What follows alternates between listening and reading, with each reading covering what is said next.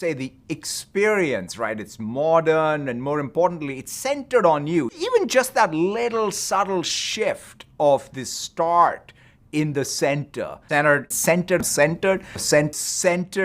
around you. There it is, from the king of Microsoft himself. In Windows 11, the company's next big operating system due out later this year, the Start button moves to the bottom center.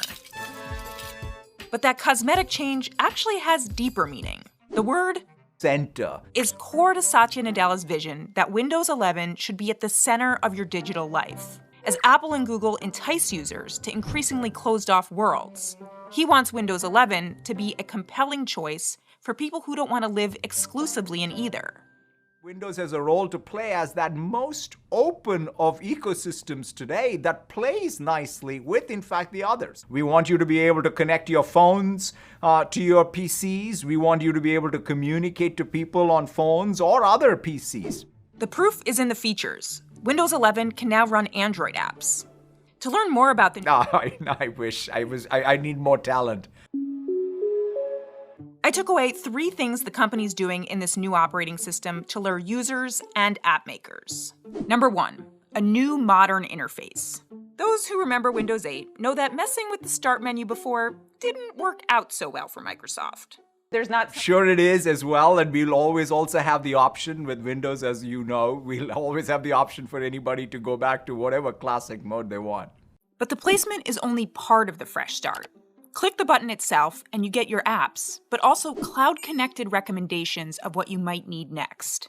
The design system of Windows is about you getting to your apps, your files, the people you want to connect with faster, with less friction. There are lots of other interface and design changes. This button on the taskbar brings up a widget screen where you can view all sorts of news and quick glance information. Hover on the Maximize Window button, and you get a tool to help you place multiple windows side by side. These screenshots provided by Microsoft were taken on pre-release software, and the features are not final. Tell me, what kind of role did the pandemic play in the development of Windows 11? We definitely were influenced by the need for a modern operating system. In some sense, the original idea of Windows has suddenly become, again in 2021, a huge priority. One of those pandemic-driven features, a universal mute button that lives in the system tray, so you don't always have to go digging in whatever video calling app to mute yourself. I'm very into it.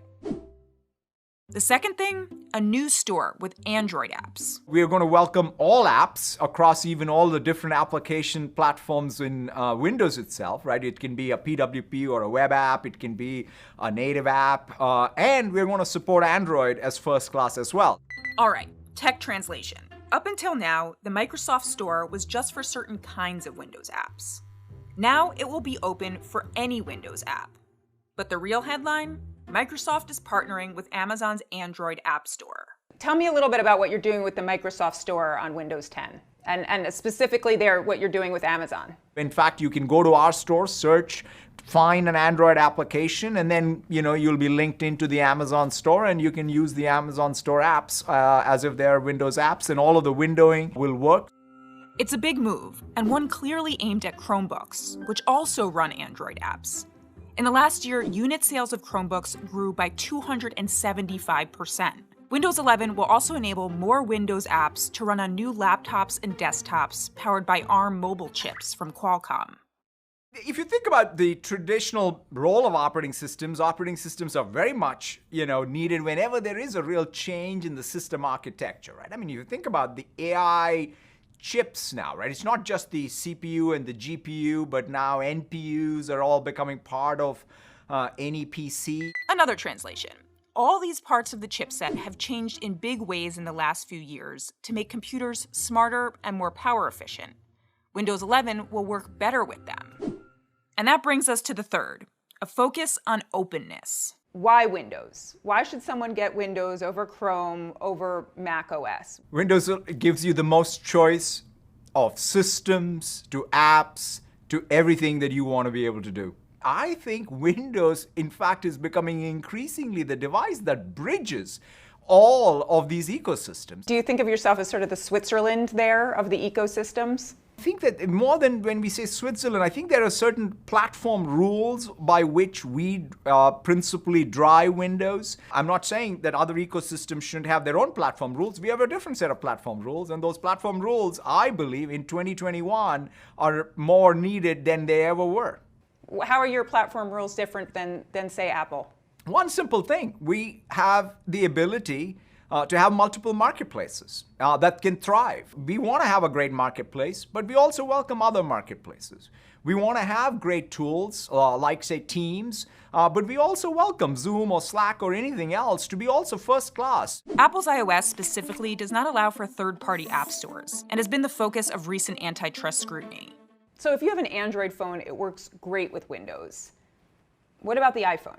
We would love to make sure that it works better. I mean, we do everything we can. Like anything that Apple wants to do with Windows, whether it's iTunes or iMessage or what have you, we would welcome that. But overall, we want to make sure our software runs great on Apple devices, and Windows works well with any software from anyone, whether it's Google or Apple or Adobe or anyone. But what Mr. Nadella's biggest challenge seems to be moving ahead without alienating those who love Windows of yore. I want to read you something you said in your first event as Microsoft CEO, and this was in 2014. You said, "This business does not respect tradition. What it respects is innovation on a go-forward basis."